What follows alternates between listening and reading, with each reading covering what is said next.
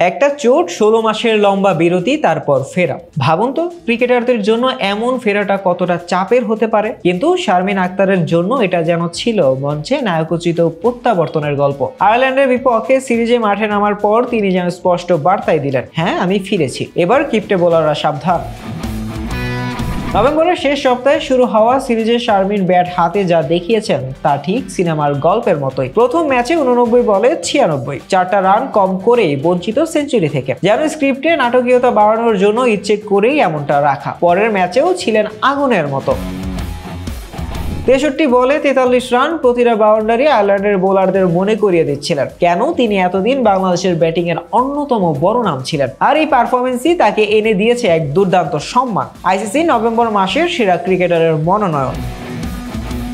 Bangladesh cricket এর আগে মাত্র একজন নারী ক্রিকেটার মাসসেরা হয়েছেন। বাহাতি স্পিনার নাহিদা আক্তার সেই কীর্তি গড়েছিলেন। এবার কি শারমিন সেই ইতিহাসের পাতায় আরো একটি নাম যোগ করতে পারবেন? বাংলাদেশের ক্রিকেট প্রেমীদের জন্য এটা শুধু এক ক্রিকেটারের সাফল্য নয়, বরং দেশের ক্রিকেটকে আরো এক ধাপ সামনে এগিয়ে নেওয়ার সুযোগ। তাহলে কি শারমিন পারবেন? নাটক জমে গেছে, এখন শুধু দর্শকের ভোটেই লেখা হবে চূড়ান্ত স্ক্রিপ্ট। আপনার ভোটেই গড়তে পারে ইতিহাস। শাহরিয়ার আহমেদ জয়, ডেস্ক রিপোর্ট, আইকন স্পোর্টস।